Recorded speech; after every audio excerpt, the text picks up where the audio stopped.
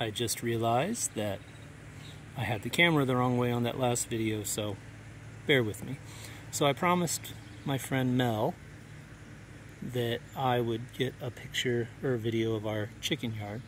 So this is part of the chicken yard that's laying without chickens. We don't have chickens in it because we're letting all this monstrosity grow here. They're under cages and just seeds that we've thrown out that we fed the chickens. We've got squashes and we've got, gosh, marigolds, tomatoes, sunflowers, lamb's quarter, you name it, little buckwheat.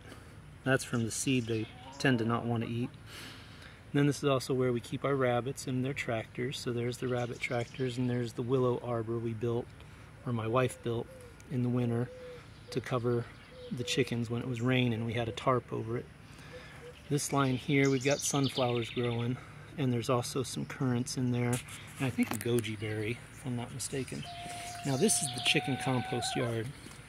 We got this idea from Sean over at Edible Acres, and we put our compost over there and cover it, and the chickens scratch it out, kick it out, eat it, make eggs, and poop.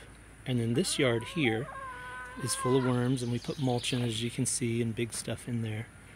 And then once in a while we'll turn the dirt for the chickens to get the worms and such out of it. So this is the main compost yard now. We deleted our regular compost, even though there's finished compost still in it. Over here you can see the chickens walking, and we have our raspberries. And then this line over here, that's raspberries again. And back there, in need of repair, is the arbor, the blueberry arbor. So you can see the chickens scratch and kick here. This is a walkway, but also has a piece of French tile in it, or French drain, because we were having issues with water. Over here is my new water catchment system, which needs some work because some things slipped. You can see that bottom barrel has slipped out. It's precariously on that back, so I'm going to have to drain it, slide it back, figure out, probably put some strapping across it, because that should not be like that. That should be straight up and down. This one, the front edge is slipped because the water comes out doopy-doopy-doo. When she gets full, the water comes out of here and flows over. The only problem is it's settled. So this side has gone down. You can see that pipe is slipping that way. So this one is right. It's got a nice overhang.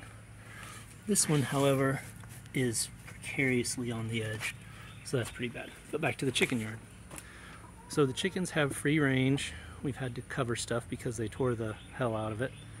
But they get to run through here, pick and scratch. This is our chicken run and coop. We covered it so they stay dry, and we built this coop.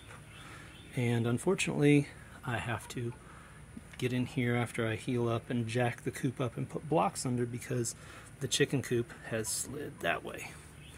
All sorts of stuff you learn. We have hops growing in there, this shade, and then we have this willow here growing a shade, and you can't see it, but over there there's a grapevine going over the top for shade. There's one of our hens, happy little hens. So back here in the chicken yard, they do their thing, and we listen to somebody talk, and they take what they call their chicken dirt, which is the soil out of here. It's all scratched up and broken down. It's not like it's super hot. And they use that, mix it with water like a compost tea, and then spray it out on their soil to reinvigorate the microbes.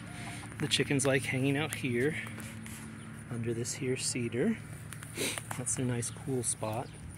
And this is my apocalypse pandemic quick build blueberry arbor.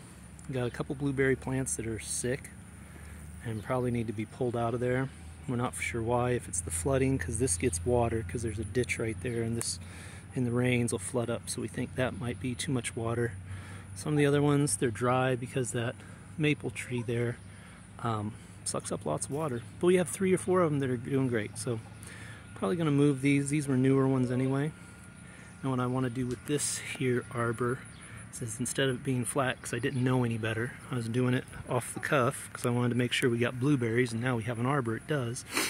I want to take all of it down, take that and pull it out, and reconfigure a bender so it's more like a gable roof. Do a 90 at the top and have it come down to a 45 here at the corner, so it goes up and back down. Gives more growing space, because some of these are not doing well, and then they're doing great, but they're not they're getting big, too big for the arbor. That would give me more height.